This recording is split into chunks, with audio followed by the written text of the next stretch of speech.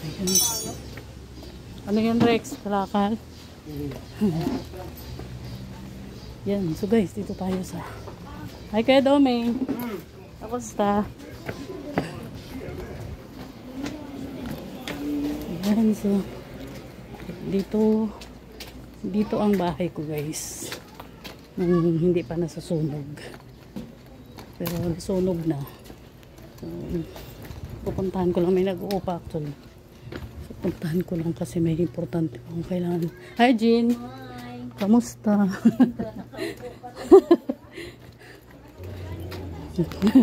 Hi.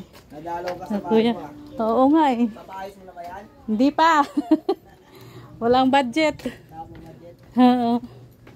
Ewan ko may tao kayo dito. Ayan, so ito. Tao po. Tao po. Ben, nandiyan si mama mo? Pumasok. Sabihin mo, mag-message siya sa akin ha, pag ano, kay Ate Maylin ka mo. Sabihin mo, mag-message siya kaya, mag-message ka daw kay Ate Maylin. Ha? Okay.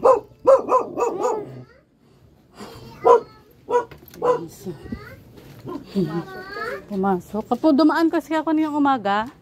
Kanina, dito pa yun eh. Tulog siguro. Ha? Si anak mo JM?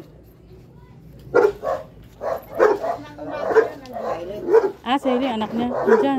Wala siya eh. Pumasok daw. Oh. Kasi si Nini wala siyang nagbayad ng tubig. Oo. Yan na. Uli na to, Jen. Nagkadto ko kay Hailey ba? Wala. Wala si Hailey? Wala, pumasok ko daw. Kaninang umaga, tulog pa yata yun. Pagpunta ko.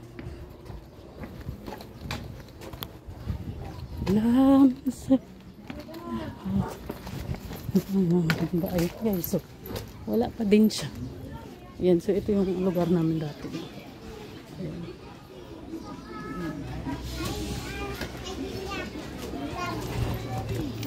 Ayan. Nasunog kasi ito, guys. Nasunog.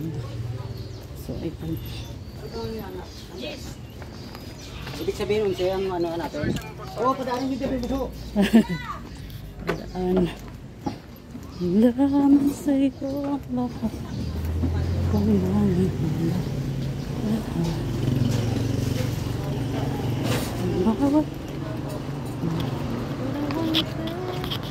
puso ko sisigaw.